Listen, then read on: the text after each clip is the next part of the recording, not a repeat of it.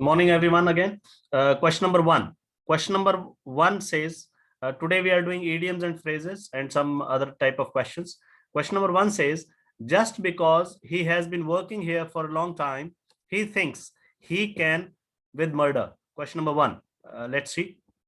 So the options are get away, get off, run off, and run away. Which should be the correct option in these? Just because he has been working here for a long time, he thinks that he can get away with murder. Get away with murder का मतलब है वो उसको लगता है कि वो बहुत देर से यहाँ काम कर रहा है, so he'll get away. That is C. Get away का मतलब होता है go scot free. Go scot free. Go scot free का मतलब होता है गलती करना पर बिना पनिशमेंट के बच के निकल जाना. Get away. Run away, run off are not relevant here. हाँ, get off भी escape होता है, but get off is generally informal. So get away suits here more. He thinks that he can get away with the murder. For first answer is C. Question number two.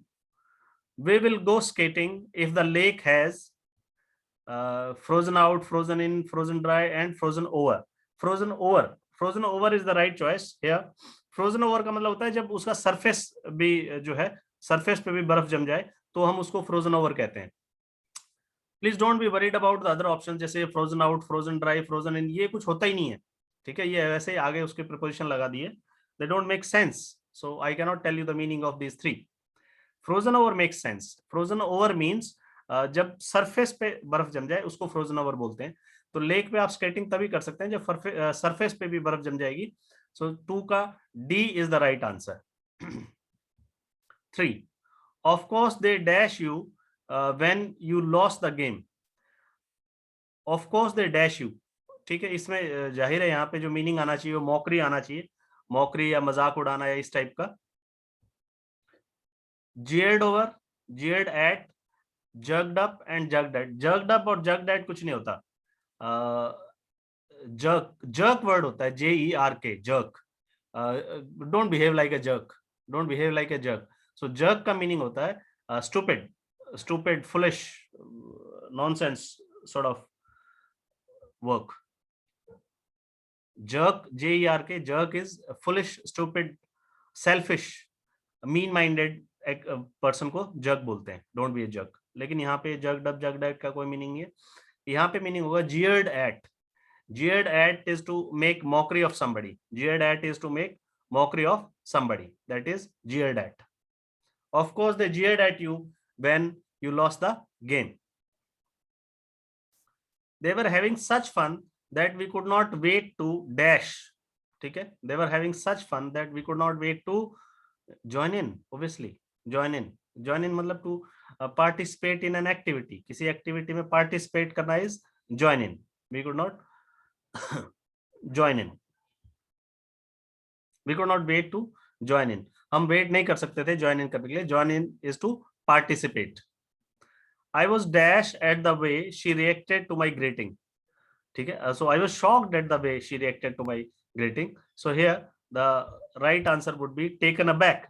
Taken aback is shocked at something. Taken aback is shocked at something.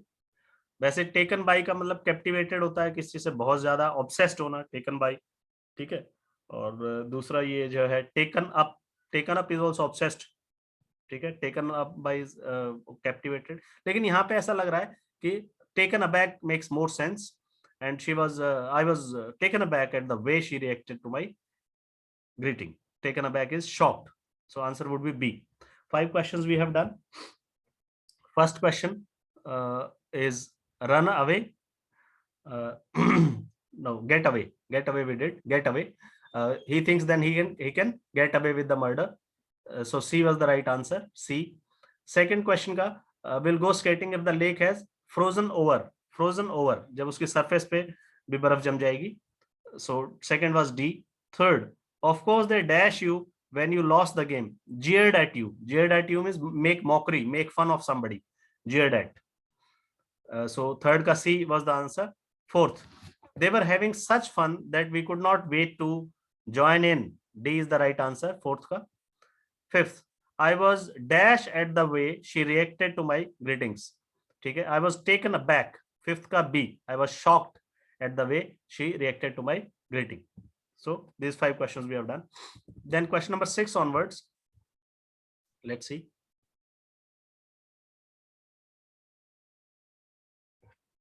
See, fill in the blanks in the given sentences so as to make sense. He admits that he is run, question number 6, he admits that he is run dash on account of overwork.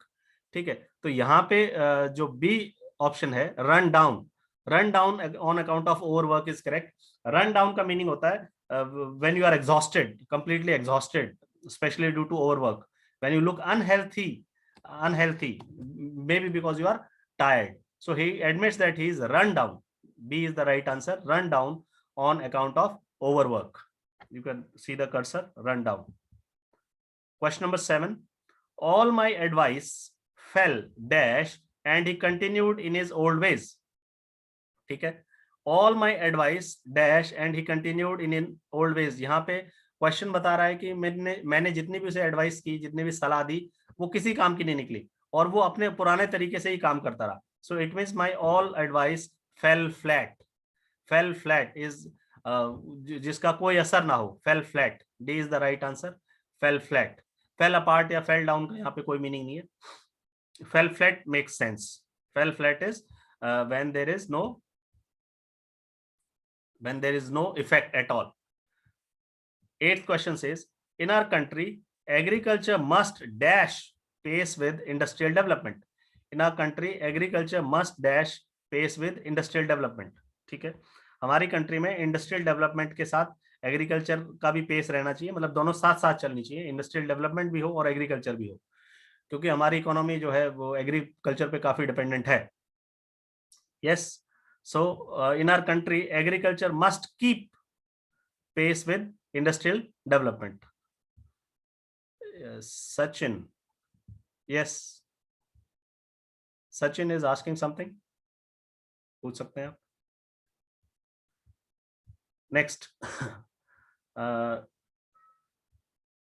the country agriculture, okay, in our country agriculture must keep pace with industrial development. 9th, I shall keep dash nothing from you regarding my family affairs as you are a close friend.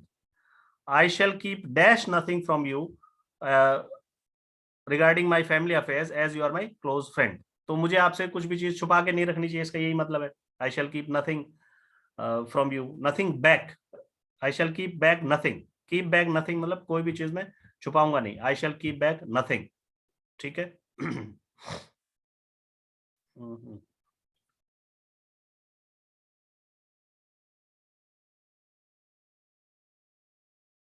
I shall keep back nothing. Then we have the doctor says that the patient will pull dash if he takes the medicines regularly. The doctor says that the patient will pull through. Pull through का मतलब होता है वो ठीक हो जाएगा. Pull through, he will pull through if he takes medicine on time. Regularly अगर वो medicine लेता है तो he will pull through. He will pull through means he'll be all right. He'll be all right. That is pull through. Pull through का मतलब उसका स्वास्थ्य ठीक हो जाएगा. So here 10th will be D. I repeat 6 to 10. Question number 6 says he admits that he is run down. Run down का क्या meaning है? जो बहुत exhausted है. He is run down. 6th का B. 7th question, all my advice fell flat and he continued in his old ways. All my advice fell flat. He continued in his old ways. In our country, agriculture must dash pace with industrial development. Must keep pace with industrial development. I shall keep dash. I shall keep back nothing. मुझे कुछ भी उनसे छुपा के नहीं रखना चाहिए. The doctor says that the patient will pull through. Pull through मतलब वो ठीक हो जाएगा. ठीक है. He will recover if he takes the medicines regularly. This was question number 6 to 10. Till here, I think it is clear. Then we have next question. This is very important. You need to understand the meaning of all the four. The meaning of all the four. To be like cat on hot bricks. To be like cat on hot bricks. To be like cat on hot bricks is अगर आप अगर आप cat on hot BRICS बोलेंगे तो इसका क्या meaning होगा?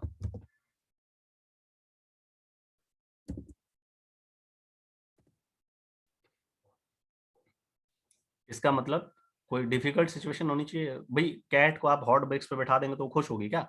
नहीं होगी, नर्वस होगी, वो नर्वस ही होगी। सो टू टू बी लाइक, इसको आप चारों को, इनके चारों एक्सप्रेशंस को लिखना पड़ेगा हमें।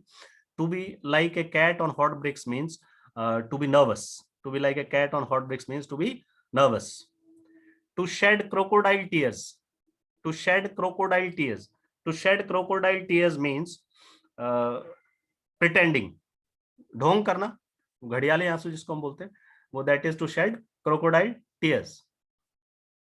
To lead a dog's life, lead a dog's life means full of problems.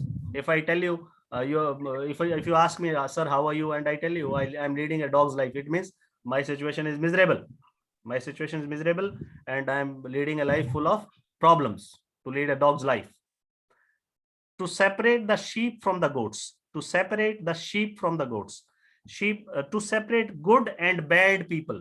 To separate good and bad people is to separate the sheep from the goats. So all the four. See, to be like, फिर से देखें एक बार हम चारों के meaning. To be like a cat on hot bricks का मतलब है nervous. To shed crocodile tears का मतलब है to pretend, ढोंग करना। To lead a dog's life, to lead a dog's life का मतलब है कि miserable condition में होना, है ना? To be in a very bad condition, full of problems. And to separate the sheep from the goats का मतलब है अच्छे और बुरे, गुड एंड बैड को अलग अलग कर देना। Question number 12, to cross swords with someone. To cross swords with someone का मतलब है किसी के साथ वर्बल फाइट करना, वर्बल, VERBAL, वर्बल फाइट करना, किसी के साथ लड़ाई करना, किसी के साथ बहसबाजी करना। To cross swords with someone is किसी के साथ बहस करना। Then we have a wet blanket. A wet blanket, wet blanket is a killjoy, one who spoils the atmosphere. जैसे हर ग्रुप में एक बंदा होता है who is a wet blanket, who is a wet blanket, ठीक है? ऐसा आदमी जो सारा माहौल खराब करता है वो wet blanket होता है, ठीक है? Too big for one's boots, too big for one's boots, too big for one's boots का मतलब होता है कि आपने जो जितनी आपकी हैसियत है या जितना आपका दिमाग है या जितनी आपकी समझ है उससे ज्यादा अपने आप को शो करना is too big for one's boots, means being too proud, being too proud, ठीक है? जैसे आप छोटे बच्चे हो तो आपको छोटे बच्चों की तरह बिहेव करना चाहिए ना। आप उल्टा मुझे ही ज्ञान देने लगो तो फिर वो क्या हो जाएगा? Too big for one's boots, ठीक है? जैसे आपसे कोई काफी छोटा है वो आपको ज्ञान देता है तो आप उसको क्या बोलते हैं? बेटा चुप रहे, तो अभी बच्चा है। तो अभी जो आप तू अभी बच्चा है बोलते हैं, that is too big for one's boots. And a thin time, a thin time is a time which is not favorable, unfavorable time, unfavorable time तो है ही है, साथ साथ ए थिन टाइम में generally due to poor health, poor health भी हो सकती है, उसमें पुअर हेल्थ होती है उस टाइम पे। So a thin time is having a bad time generally due to poor health, और अदरवाइज भी हो सकता है। फिर से हम देखें एक बार, to cross words with someone का मतलब है किसी के साथ वर्बल आर्ग्यूमेंट करना। A wet blanket means one who spoils the atmosphere, हर ग्रुप में एक आदमी होता है जो पूरा माहौल खराब करता है। Too big for one's boots, ठीक है, जो one who is too proud. And a thin time is having an unfavourable time. To hide one's head in the sand, to hide one's head in the sand का मतलब है to be to refuse to accept something, to hide one's head in the sand. आप अपना सिर जो है अगर उसमें घुसा लेंगे, रेत में घुसा लेंगे, तो इससे दुनिया थोड़े बदलेगी, लेकिन आप मानने से इनकार कर रहे हो चीजों को। So to hide one's head in the sand is to refuse a problem that exists, that exists. Then we have next question, to have a face like thunder, to have a face like thunder, thunder जैसा 13 का B मैं पढ़ रहा हूं जहां पे एक cursor है। टू फेस लाइक थंडर का मतलब है जैसे थंडर जैसा आपका चेहरा हो जाना, means to look very angry, to look in anger और टू लुक इन रिसेंटमेंट, गुस्से से देखना, रिसेंटमेंट से देखना, is to have a face like a thunder. To be up to one's neck in something, to be up to one's neck in something का मतलब है गले तक भरा हुआ, गले तक भरा हुआ इसका मतलब क्या है कि वो आदमी टोटली उस चीज में जो है he is having a lot to deal with, he is having a lot to deal with, उसको काफी चीजों से डील करना है, बहुत सारी समस्याएं, बहुत सारी चीजें हैं, he has many things to deal with. To be up like on one's neck, to be up to one's neck in something. To be good with one's hands. To be good with one's hands means जो इसके पास हाथों की कुशलता हो. हाथों की कुशलता कैसे हो सकती है? जैसे मान लीजिए आप कोई कारीगरी जानते हैं, बुनकर, सिलाई, कढ़ाई, मोटरसाइकिल ठीक करना, पेंटिंग करना, ठीक है, जो हाथ की कारीगरी होती है, हाथ की कुशलता होती है, उसको बोलते हैं to be good with one's hands. So we have to hide one's head in the sand, ठीक है, यानी कि to refuse to a problem that exist. 13 का B says to have a face like thunder, ठीक है, गुस्से में देखना. तीसरा है to be up to one's neck in something, to be full of something, to have lot of things to deal with. And to be good with one's hands. To be good with one's hands का मतलब है हाथ की उसको कलाकारी आती है कोई ना कोई, उसको बोलते हैं to be good with one's hands. Then we have question number 14. Question number 14 says to have a bee in one's bonnet. To have a bee in one's bonnet का मतलब क्या है? पहले वाला to have a bee in one's bonnet का मतलब है to have an idea, absorbed in an idea, जो एक ही चीज पे, किसी एक चीज पे फोकस करके उसी में घुसा हुआ है, पूरा दिमाग उसी पे लगा रखा है, is to have a bee in one's bonnet. A black look. Black look मतलब किसी को घृणा से देखना, गुस्से से देखना, एंगर से देखना. Don't give me that black look. Yes, black look negative है. To be like the cat that stole the cream. अच्छा, कैट अगर क्रीम चुरा लेगी तो कैसी होगी? फुल खुश होगी, डिलाइटेड होगी, हैप्पी होगी, मस्त होगी. तो हाउ आर यू?